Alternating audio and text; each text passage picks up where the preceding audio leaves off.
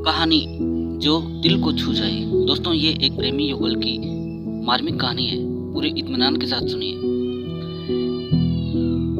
एक कपल युगल को शादी के 11 साल बाद एक लड़का हुआ।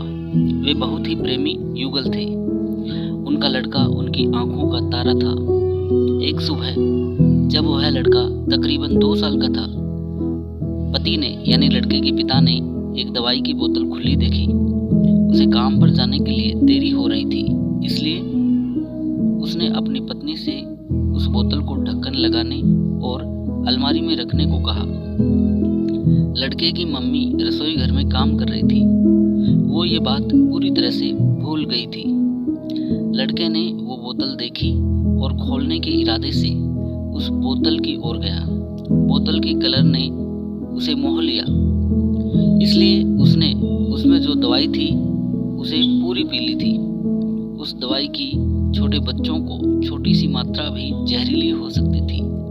जब वह लड़का नीचे गिरा तब उसकी मम्मी उसे जल्दी से दवाखाने लेकर गई, जहां उसकी मौत हो गई। उसकी मम्मी पूरी तरह से हैरान हो गई थी।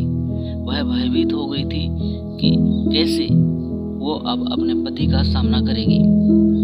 जब लड़के के परेशान पिता दवाखाने में आए तो उन्होंने अपने बेटे को मृत पाया और अपनी पत्नी को देखते हुए सिर्फ 4 शब्द कहे। आपको क्या लगता है कौन से होंगे वो 4 शब्द? पति ने सिर्फ इतना ही कहा, आई लव यू डार्लिंग। उसके पति का अनपेक्षित व्यवहार आश्चर्यचकित करने वाला था। उसका लड़का मर चुका था, वो उसे कभी वापस नहीं ला सकता था और वो उसकी पत्नी में भी कोई कसूर नहीं ढूंढ सकता था। इसके अलावा आगे उसने खुद ने वह बोतल उठा के बाजू में रख दी होती तो आज उसके साथ ये सब नहीं होता। वो किसी पर भी आरोप नहीं लगा सकता था। उसकी पत्नी ने भी उनकी इकलौता बेटा खो दिया था। उस समय उसे सिर्फ अपने पति से सहानुभूति और दिलासा चाहिए था और यही उसके पति ने उस समय उसे दिया।